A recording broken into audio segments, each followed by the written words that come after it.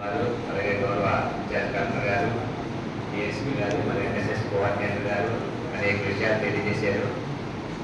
మనం ఈ ప్రోగ్రామ్ని 3 ర్యాలీల కింద ఇక్కడ చేయాలని ముందుగా నిర్ణయించుకున్నాం. మరి గౌరవ శాసనసభ్యులు వారి కాన్స్టిట్యున్సీ అన్నీ కూడా చేయాలని అంటారు కాబట్టి ఆ విధంగా ప్రణాళికలు సిద్ధం చేసుకుని ప్రతి ర్యాలీ కూడా సుమారు 5-6 కిలోమీటర్ల పైగా ఉంది లేక అదే ప్రతి ర్యాలీ కూడా 500 మంది తక్కువ లేకుండా యూత్ని మనం సిద్ధం చేసుకుని వెళ్ళడానికి కంపల్సరిగా దానికి సంబంధించిన ప్రొసీడింగ్స్ కూడా కలెక్టరేట్ నుంచి తయారు చేస్తున్నాం.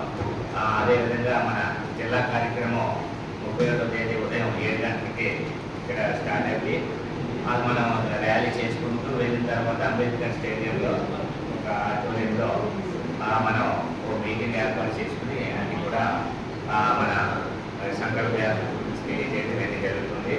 అదేవిధంగా గౌరవ శాసనసభ గారు నిర్ణయించిన ప్రకారం ఇతరులో కూడా ర్యాలీ ఉంటుంది. ఎక్కడలో కానీ పలాసలో కానీ తదుపరి ర్యాలీ ఎక్కడనేది డేట్ తెలియజేయడం జరుగుతుంది.